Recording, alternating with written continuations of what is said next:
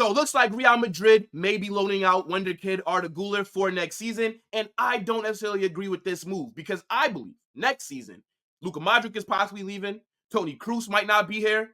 There is going to be some minutes in that midfield that he can grab. Now, maybe you say, well, he should be starting games week in, week out, and that's just not going to happen at Madrid right now because our midfield is our strength. He's going to have to compete with guys like Jude, Luka Modric, Toni Kroos, Brahim Díaz, Fede Valverde. So, yeah, right now he is low on the pecking order, but there is a pathway for him to play more, especially when I see guys like Dani Ceballos getting minutes.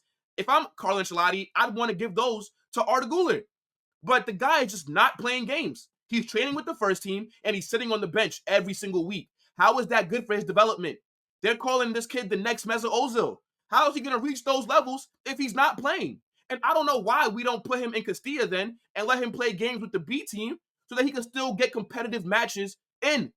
But obviously, look, his first season so far, it's been hard on him. He came in right away, injuries, was out for 6 months, didn't play his first game, did not make his debut until January. And since then, has only played a handful of games coming off the bench. And everybody knows the potential that he has. A lot of elite European clubs last summer were in for him, especially Barcelona.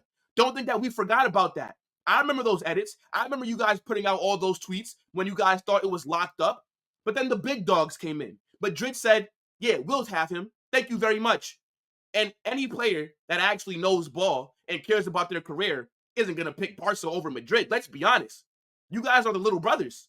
So he came to Madrid, and it's been hard for him. Injuries, hasn't really been getting that many minutes.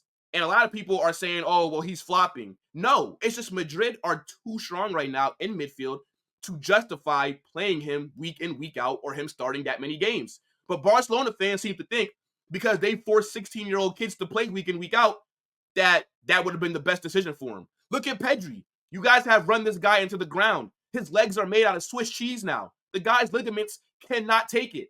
So I do agree with the approach that we're taking, but then I don't, right? And that's why I'm not the manager, because I'm split on it. Again, as I said, when I see Dani Ceballos playing, I'm thinking, well, why the hell is he getting minutes over Guler?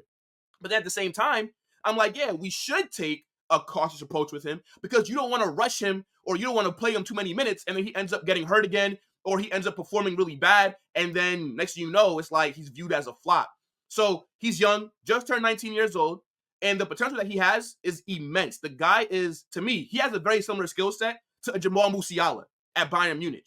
Now, I think that Musiala is clear of him. But when I just look at the qualities that Guler has, it reminds me of him. The guy can dribble, has technical ability, can link play, can make the simple passes, can drop a shoulder, can shoot, can create, can pass the ball. He could do everything. And he could play as an attacking midfielder, a central midfielder, or on the wing. But just right now, this Madrid team is too strong for him to be playing week in, week out. So a loan move does look possible. But I think next season, especially if Luka Modric leaves, there is going to be a gap where I think Arda Güler can step up and contribute.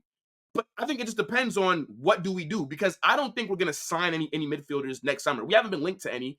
And it looks like we're going to go for Mbappe, Alphonso Davies, and maybe a center back. We only might bring in 3 players next year. So if Toni Kroos and Modric leave, you're telling me that Guler can't step up and get minutes? Because if not, then I'm going to be sitting here having questions on whether he's good enough, period.